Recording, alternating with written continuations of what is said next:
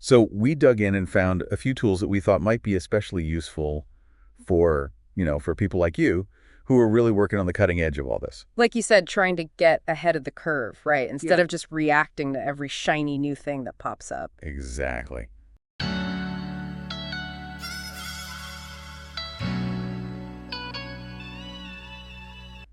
So first up, let's talk about Perplexity.com.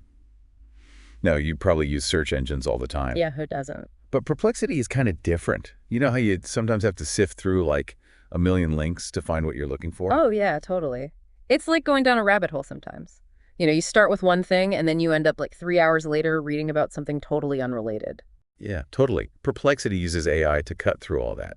So instead of just giving you a bunch of links, it actually tries to understand your question and then give you like a direct answer. And I think what's particularly interesting for our listeners is that it pulls those answers directly from its sources. So you can immediately see where the information is coming from and decide if you want to dig deeper. Okay, so that's Perplexity.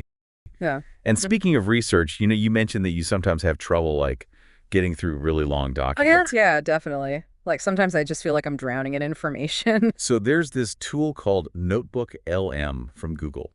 Have you heard of it? I have heard of it, but I haven't really had a chance to try it out yet. Okay, so it's basically like an AI assistant for working with documents. Mm. It can like summarize things for you, pull out the key points. Oh, wow. So it's like having a research assistant built into my computer. Exactly. Yes. It could even help you like restructure the information, like maybe you want to turn a research paper into a podcast outline or something. Okay, now that's interesting. I can definitely see how that would be super useful. Yeah. So there's this tool called Winston.ai. It's basically an AI detector. Okay, wait. So it's AI that detects AI. Yeah, pretty much. It can look at text or images and tell you if it thinks they were made by another AI. So for our listeners, especially those who are concerned about academic integrity and making sure that their work is original, this could be a really important tool to have in their arsenal. Exactly.